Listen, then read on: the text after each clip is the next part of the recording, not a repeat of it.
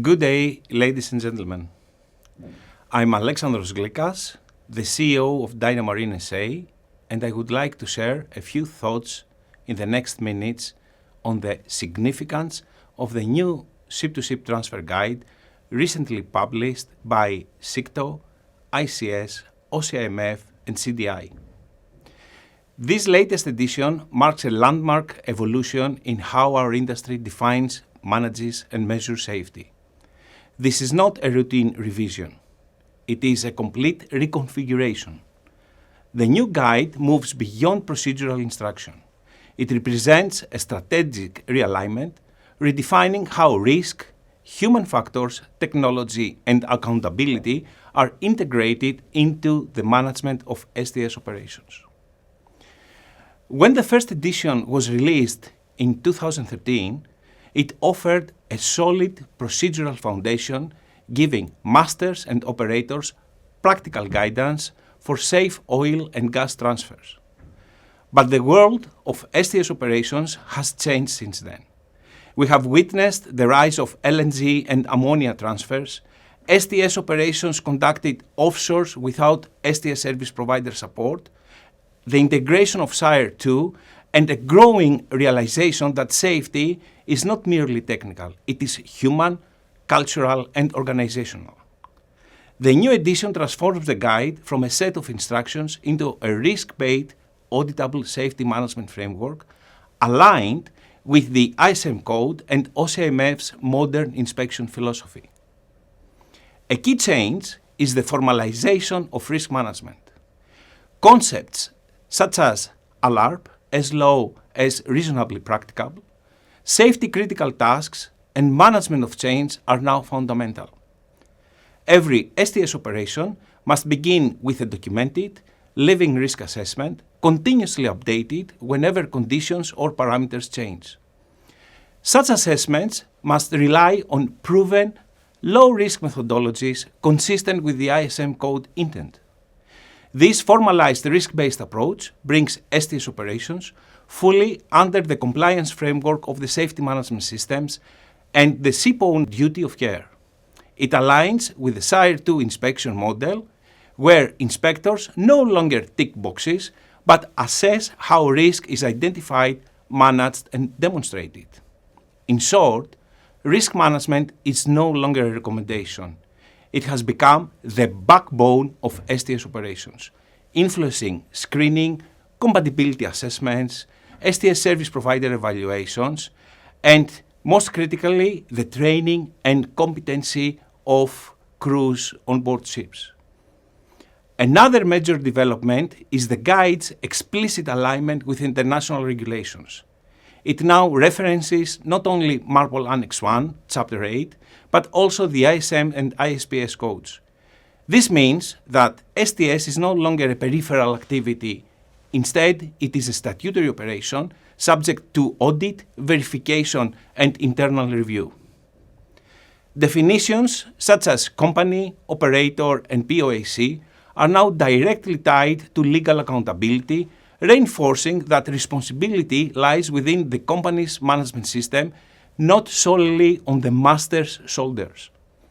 Perhaps the most transformative addition is Chapter 2, related to human and organizational factors. This chapter reframes safety around people, not just procedures. Every crew member is now recognized as an active risk manager. The guide introduces key elements such as stop working authority, structured toolbox talks, fatigue management protocols, and competence matrices recording every officer's training and experience. Masters are now expected to lead safety culture through dialogue, situational awareness, and coaching, not merely compliance. Chapter 2 redefines STS safety as a people-centered system, empowering crews to act proactively and guiding operators to develop processes that genuinely support masters. Even the terminology has evolved. The familiar mothership and daughter vessel have been replaced with constant heading ship and maneuvering ship. These subtle shifts eliminates hierarchy and ambiguity, introducing neutral, functional, and globally inclusive language that fosters clarity amongst multicultural crews. This guide also embraces new technology. Beyond emergency release and shutdown systems, it now recognizes vessel separation detectors, real-time digital monitoring, class-approved portable chokes, and automated safety barriers. The old rule that fenders must be replaced after 15 years has been modernized, and now operators must verify manufacturers' declared lifespans through documented inspections performed by certified STS service providers. A particularly progressive step is the guide's recognition of scaled two-dimensional or three-dimensional mooring plans and the assessment of mooring forces throughout changes in vessels freeboard.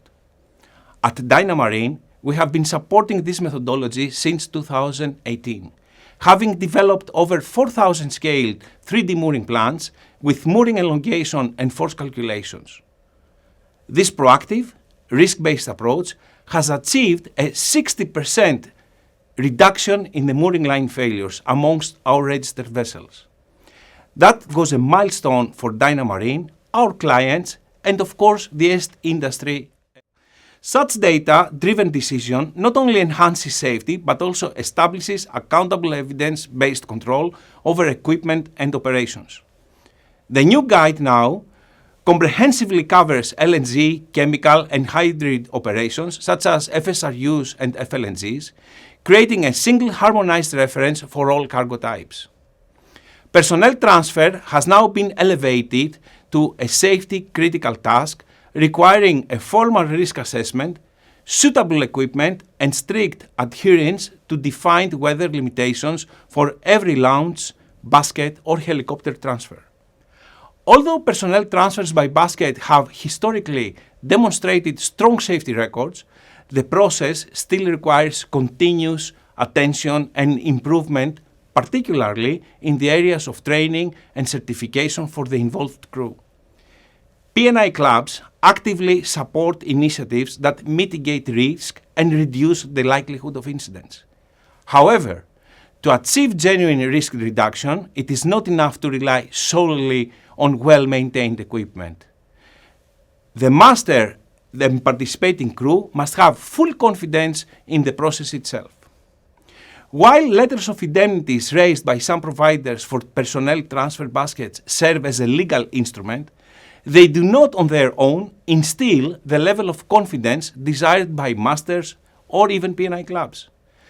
True assurance is achieved when personnel transfers are supported by proper training and competence validation, documented operational records demonstrating safety performance, and a comprehensive evidence-based risk assessment. When these elements are in place, safety is genuinely ensured, and P&I clubs can be confident that their members have exercised utmost due diligence in managing and conducting personnel transfers prior or during STS operations. STS service providers now face higher expectations. They must demonstrate competence, independence, and alignment with the STS service provider self-assessment framework. Becoming an STS service provider is no longer about owning fenders and hoses. It requires a robust, sustainable management system and a genuine safety culture. Charterers, too, are now accountable for their choice of providers. Using high-risk providers without adequate justification can have legal and insurance implications for energy companies or traders. To strengthen transparency, DYNAMARINE has taken a decisive step by delegating STS service provider audits to classification societies, investing in trusted third-party system recognized by the maritime community.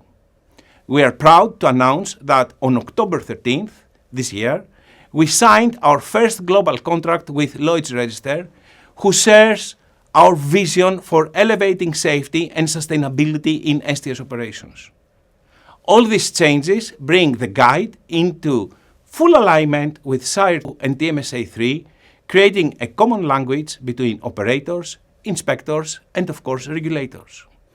Vetting becomes clearer to interpret but harder to satisfy, as every process, assessment, and decision must now be evidence-based. For ship operators, the implications are clear. Safety management systems, STS plans, and training programs must be updated. At DYNAMARINe, we stand ready to support this transition. For over 15 years, our mission has been to reduce operational burden while ensuring minimal risk to vessels, crews, and charterers. Through our digital platforms, operators gain full transparency and traceability over every STS operation, from risk assessments, compatibility checks, to documentation, and of course real-time monitoring.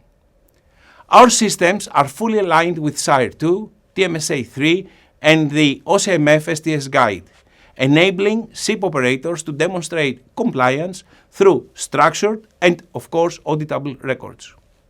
I'm especially proud for our professional team at DYNAMARINE, a highly motivated group of experts who perform the analytical and verification work on behalf of our clients, ensuring consistency and excellence across all operations.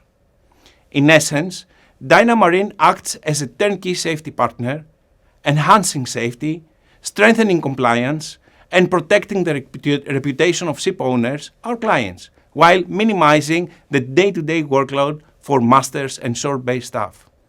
In conclusion, the new STS guide, published by Witherby, goes far beyond describing how to conduct an STS operation. It defines why we conduct it, to enable safe seaborne trade, to protect life and the environment, and to uphold the reputation of our industry through disciplined risk management and empowered human performance. This is not merely a new guideline.